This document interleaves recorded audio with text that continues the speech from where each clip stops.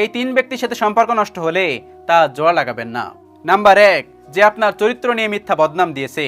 যে মানুষটা আপনার চরিত্র নিয়ে মিথ্যা বদনাম দিয়েছে তার সাথে যদি একবার সম্পর্ক নষ্ট হয়ে যায় তার কখনোই জোড়া লাগাবেন না, কারণ সেই মানুষটা সাপের থেকেও ভয়ঙ্কর, একটা বাঘের থেকেও ভয়ঙ্কর, একটা কুমিরের থেকেও ভয়ঙ্কর। নাম্বার 2, যে কোনো অর্থনৈতিক লাভের জন্য আপনাকে ঠকিয়েছে। এই মানুষের সাথে যদি সম্পর্ক কখনো নষ্ট হয়ে যায় তাহলে কখনোই জোড়া লাগাবেন না, কারণ এই মানুষটা কিন্তু অনেক বেশি ভয়ঙ্কর। আপনার সাথে সে স্বার্থ লুটে নেবে, স্বার্থ শেষ হয়ে গেলে সে মানুষটা দূরে চলে যাবে। এই মানুষটা খুব খারাপ। নাম্বার 3, যে আপনার সঙ্গে বিশ্বাসঘাতকতা করেছে। যে মানুষটা আপনার সঙ্গে বিশ্বাসঘাতকতা করেছে তার সাথে কখনোই আর সম্পর্ক জোড়া লাগাবেন না, কারণ সেই মানুষ কতটা খারাপ যে আপনার সঙ্গে বিশ্বাসঘাতকতা করেছে। যাকে আপনি বিশ্বাস করতেন, যাকে আপনি ট্রাস্ট করতেন, যাকে আপনি আপন ভাবতেন, সেই মানুষটাই দূরে চলে গেছে। কি দরকার তার সঙ্গে আবার সম্পর্ক জোড়া লাগানোর? এই তিন ব্যক্তির সাথে কখনোই সম্পর্ক জোড়া লাগাবেন না যদি একবার সম্পর্ক ভেঙে যায়। আল্লাহ রাব্বুল আলামিন আমাদের সকলকে বোঝার তৌফিক দান করুন। আমিন।